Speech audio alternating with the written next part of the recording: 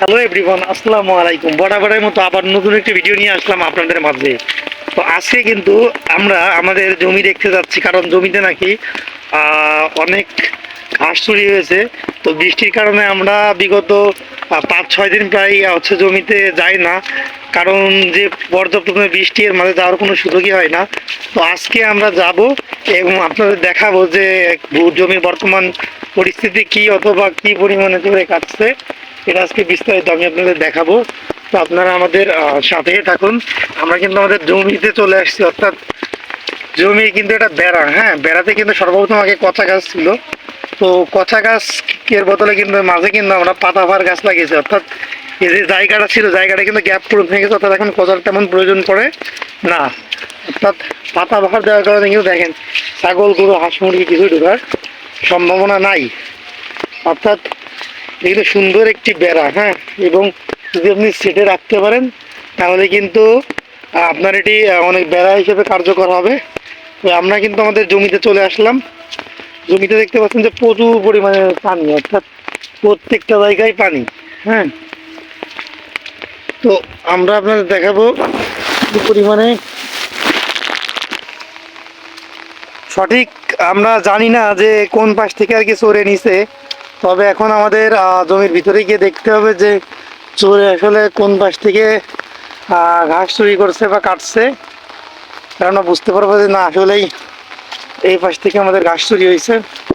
তো আমরা কিন্তু অলরেডি জমির মধ্যে এখন, হ্যাঁ, জমির অবস্থা কিন্তু ভয়াবহ, পানি জমে। তো দেখতে পাচ্ছেন যে আমরা কিন্তু জমির প্রায় পশ্চিম প্রান্তে যাচ্ছি। তো পশ্চিম প্রান্তে গেলে কিন্তু আমরা বুঝতে পারবো যে আসলে কি কন্ডিশন এখন।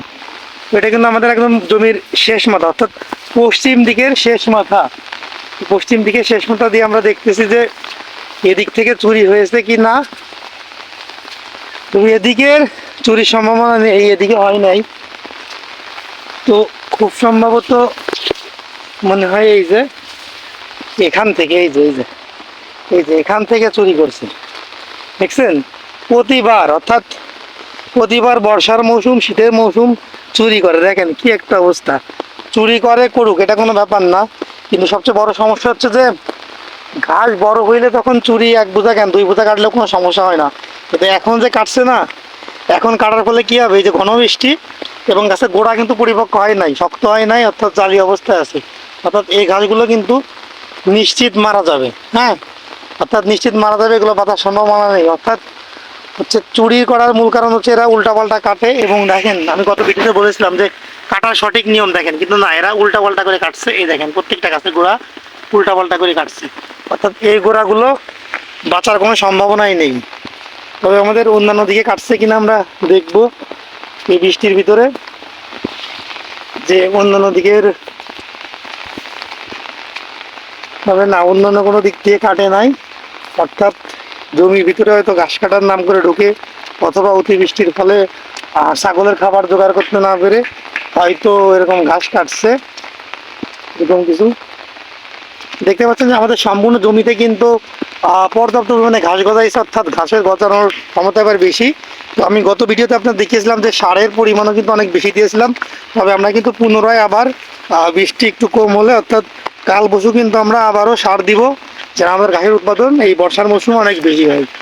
তো সবাই ভালো থাকবেন।